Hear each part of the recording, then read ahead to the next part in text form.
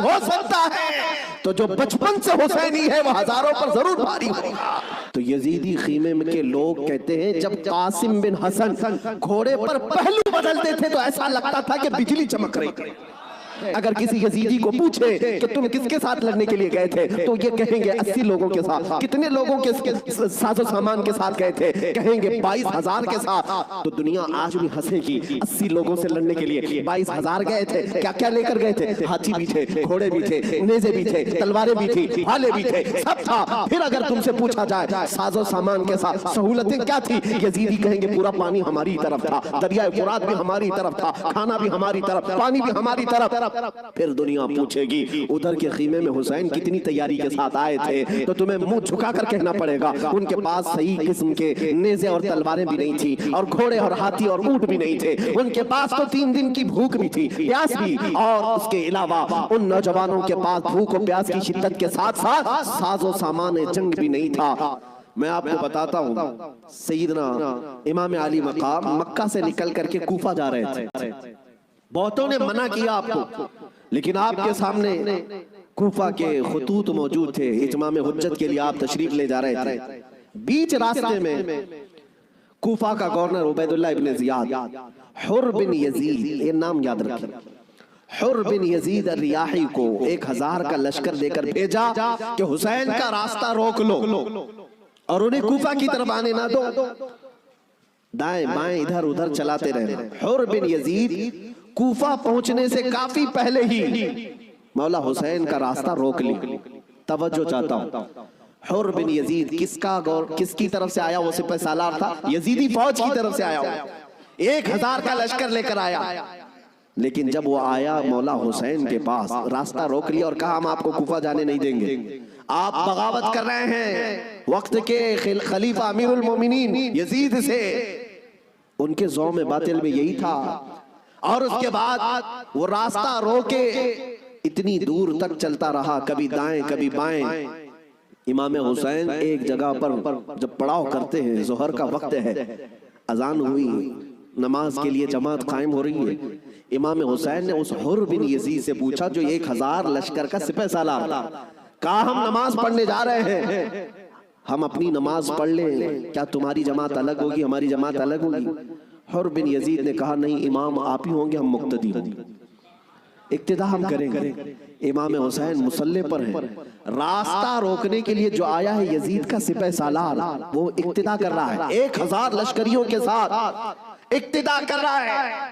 जोहर में भी, असर में भी, मगरिब में भी, इशा में भी कंटिन्यू जो नमाजें होती हैं, नमाज इमाम हुसैन ही पढ़ाते हैं। और रास्ता रोकने के लिए आया हुआ यजीद का सिपह सालार इक्तिदा कर रहा है। मैं उलमा से कहता हूं मेरे अजीजों, बड़ा अजीम नुक्ता है, अगर हुसैन के सच्चे वफादार हो तो आज भी हजारों यजीदी तुम्हारी भी इक्तिदा करने को तैयार करते हैं, मजबूर हैं। अगर सच्चे हुसैनी बन जाओ तो इक्तिदा तो होगी, लेकिन जो बात मुझे अर्ज करनी है वो ये, रास्ता रोका और उसके बाद फिर पैगाम आया कि इमाम हुसैन को कूफा की तरफ आने मत देना, किसी और रास्ते की तरफ ले जाओ। किसी और रास्ते की तरफ वो जबरदस्ती ले गया। फिर वो मैदान आया जिसको करबला कहा जाता है। इमाम हुसैन वहां उतर गए और ऐसी जगह पर आपको उतारा गया जहां पानी ना मिले, दरिया के ऊपर सारे यजीदी फौज का कब्जा।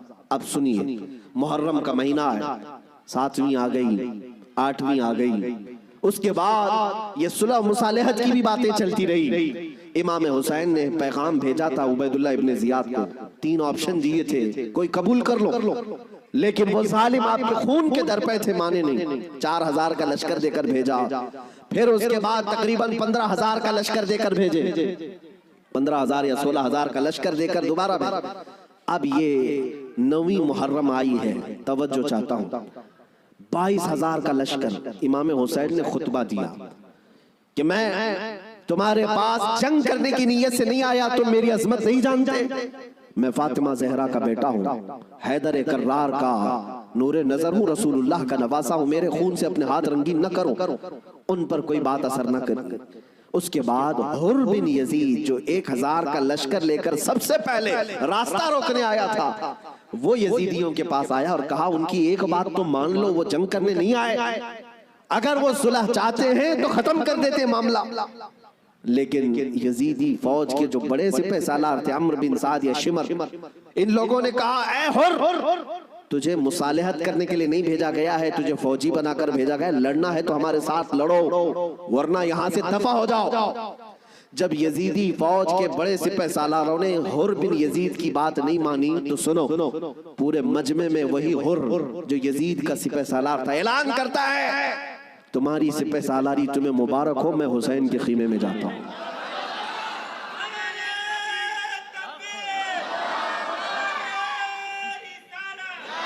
तवज्जो, हुर बिन यजीद ने कहा, मुझे अब नजर आ रहा है कि हक और हक्कानियत हुसैन के खीमे की तरफ है, मुझे जाने दो। उन लोगों ने कहा, तुम जा सकते हो। हुर बिन यजीद को पता था हुसैन के साथ जाने का क्या अंजाम हो सकता है।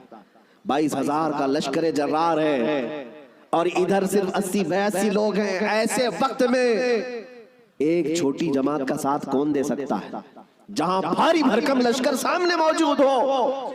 मेरे अजीजों, एक छोटी जमात का साथ सिर्फ वही दे सकता है जिसके सीने को मौला हिदायत के लिए खोल देता है। मैंने देखा है मुसीबतों के वक्त कौन हमारे साथ खड़ा होता है। लोगों की नजरों में बहुत बड़ी बड़ी हुकूमतें होती हैं, अरे बहुत सारे लोग तो डर जाते हैं इनके साथ खड़े हो जाएं, फोटो में आ जाएंगे तो कल केस हमारे ऊपर भी हो जाएगा। मेरे अजीजों, मैं अपनी बात नहीं करता, लेकिन एक बात जरूर है, हक जमात अगर अकलियत में भी क्यों ना हो, अल्लाह की मदद आज या कल उसी के साथ होगी। अगरचे आज वो मजलूम नजर आए, लेकिन अल्लाह ताला गालिब फरमाएगा। हुसैन आजम के पास हुर बिन यजीद आ गए। जिस बात की तरफ मैं तुम्हें ले जा रहा हूं, उसके लिए इतना लंबा वाकया बयान करना पड़ा। जो असल लुब्बे लुबाब है, जो खुलासा है इस वाकये का, वो अभी अनकरीब बयान करता हूं। नौजवानों तवज्जो से सुनो, तवज्जो। हुसैन इब्न अली रज़ी अल्लाह ताला अन्हु के पास आ गया हुर बिन यजीद, कदमों में गिरा, कहा, मौला मुझे माफ फरमा ले, मैंने रास्ता रोका आपका, मैं आपको मजबूर किया इस मैदान में आने के लिए, लेकिन मैं आपके साथ अब उस वक्त तक रहूंगा जब तक मेरी आखिरी सांस ना आ जाए, मैं आपकी हिमायत में लड़ूंगा। इमाम हुसैन ने उससे कहा, हुर कि मैंने तुझे माफ कर दिया, लेकिन जा तू अपने बीवी बच्चों के साथ, मेरी इस छोटी जमात के साथ रहेगा तो जान का खतरा है। हुर बिन यजीद ने कहा, मैंने जो रास्ते में आपके साथ किया उसका कफारा जान देने से भी मैं समझता हूं अदा ना हो पाए, इसलिए मैं आखिरी सांस तक आपके साथ रहूंगा। रहा साथ में। 10वीं मुहर्रम आ गई। अब जो बयान करना है तवज्जो से, जानते हैं, सुबह नक्कारा बजा, तबल बजे, उधर जंग की इब्तिदा हुई। यजीदियों की तरफ से अम्र बिन साद ने पहला तीर चलाया और ऐलान किया कि हम हुसैन इब्न अली के साथ जंग शुरू कर चुके हैं। जंग जब शुरू हो गई, इमाम हुसैन रज़ी अल्लाह ताला अन्हु के अहले बैत को किसी ने उतरने नहीं दिया। जो जो आपके साथी थे, जो आपके साथ आए हुए थे, जो अहले बैत से नहीं थे, 5 सहाबी रसूल भी हैं मौला हुसैन के साथ, सहाबी रसूल भी थे, वो जब तक साथी रहे खानदान हुसैन से एक को भी मैदान में आने नहीं थे। और जानते हैं इस मैदान करबला में पहले उतरने वाला कौन था? वही हुर बिन यजीद। और किसकी जानिब से? इमाम हुसैन की तरफ से।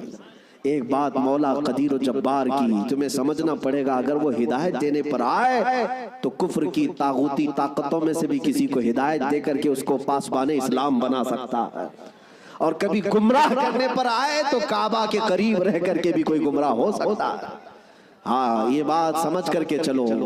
जब मौला ताला हिदायत देता है, हमने यहाँ पर भी देखा है कि बाबरी मस्जिद को शहीद करने वाले आतंकी बहुत सारे थे, लेकिन हमने बरसों बाद एक शख्स का नाम सुना था कि वो दायरा इस्लाम में आया और नमाजी भी बना, पाबंद भी बना, दाढ़ी भी रखा, बल्कि तबलीग इस्लाम भी करता रहा, तबलीग इस्लाम भी करता रहा। और वो ये कहता रहा, एक जमाना वो था जब मैं हथौड़ा लेकर के गुम्बद को तोड़ रहा था, लेकिन आज एक जमाना ये है कि मेरी पेशानी हर जगह सजदा इलाही के लिए झुक जाया करती।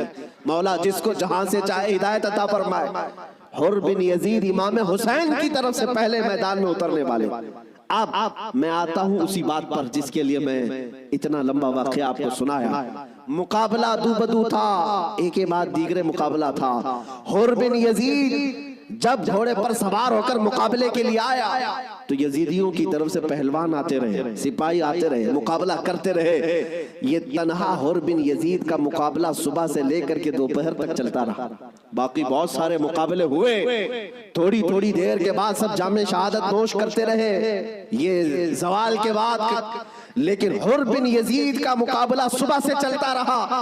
और मैंने जब तारीख में ये बात पढ़ी तो मुझे हैरत हुई कि तन्हा हुर बिन यजीद अकेले घोड़े पर आया और यजीदियों से एक के बाद दीगरे लड़ता रहा।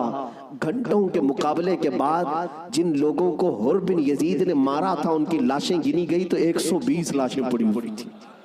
यही बात मुझे करना है, यही बात मुझे करना है। तन्हा एक हुसैनी 120 को मार गिरा सकता है करबला के मैदान में। तुम सिर्फ ये सुनते हो कि हुसैन आजम के बच्चे शहीद हो गए, लेकिन हुसैनियों ने जिनको काटा है वो क्यों नहीं सुनते? वो कम नहीं थे, बहुतों को फना फिन्नार किया।